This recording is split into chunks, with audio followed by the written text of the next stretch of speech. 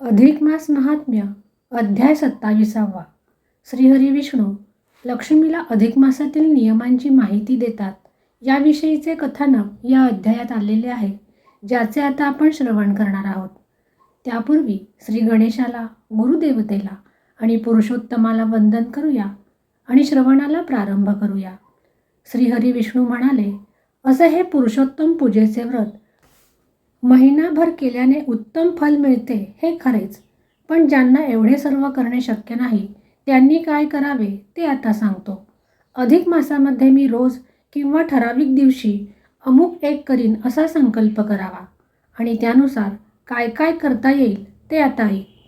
रोज अभ्यंग स्नान करणे, रोज एक वस्तू दान देणे, रोज हरिनामाचा ठराविक संख्येमध्ये जप करणे, रोज पितरांना तर्पण करणे, रोज सकाळी सूर्याला जल अर्पण करणे, रोज अमुक एक ग्रंथाचा विवक्षित भाग वाचणे किंवा पुराण वाचकांकडून वाचन करून घेणे आणि ते ऐकणे, तेलकट पदार्थ वर्ज्य करणे, देवाची विशेषतः श्रीकृष्णाची पूजा करणे, भूमीवर चटईवर झोपणे, एकाच अन्नपदार्थाचे जेवण करणे, पत्रावळीवरच जेवणे, धातूचे ताट न वापरणे, केळीच्या पानावर जेवणे, एकदाच जेवणे, दिवसा उपवासाचे पदार्थ खाणे, रात्रीच्या पहिल्या प्रहरात हविषान्न जेवणे, नखे आणि केस न काढणे, रोज देवापुढे अखंड तेलाचा किंवा तुपाचा दिवा लावणे, योग्य व्यक्तीला निरांजन किंवा समयी एका दिवशी सन्मानपूर्वक दान देणे, आवळीच्या वृक्षाखाली स्नान करणे,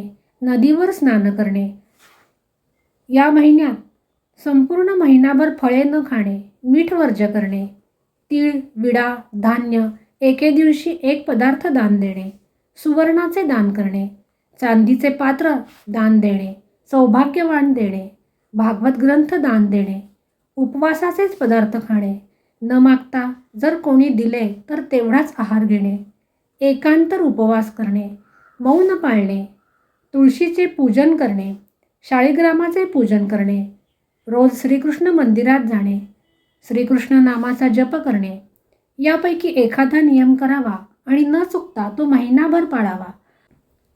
मांसाहार कोणत्याही प्रकारचा वर्ज्य करणे हा नियमसुद्धा मांसाहारी लोकांनी हा करण्यासारखा आहे. ब्रह्मचर्याचे पालन करणे, सत्य भाषण करणे, शल्यदुष्ट, भावदुष्ट, क्रियादुष्ट, शब्ददुष्ट, दृष्टीदृष्ट, करपलेले, दोनदा शिजवलेले, अतिउग्र, शिळे, आंबवलेले, दुष्टस्पर्श झालेले असे अन्न हे खाऊ नये. हा नियम एरवीही नित्य पाळल्यास त्याचा चांगलाच उपयोग होतो. कावळा, कुत्रा, रजस्वला, दारुडा, घाणेरडा मनुष्य, पशु यांनी स्पर्शिलेले किंवा पाहिलेले अन्नसुद्धा खाऊ नये. ज्या ज्या पदार्थांना वर्ज्य करण्याचा नियम करील तो तो पदार्थ मासांती ब्राह्मणास सन्मानपूर्वक दान म्हणून द्यायचा आहे. तीच त्या नियमाची सांगता होय. नक्तभोजी व्यक्तीने शेवटी ब्राह्मणांना जेवायला बोलवावे. अयाचित अन्न खाणाऱ्याने सुवर्णाचे दान द्यावे.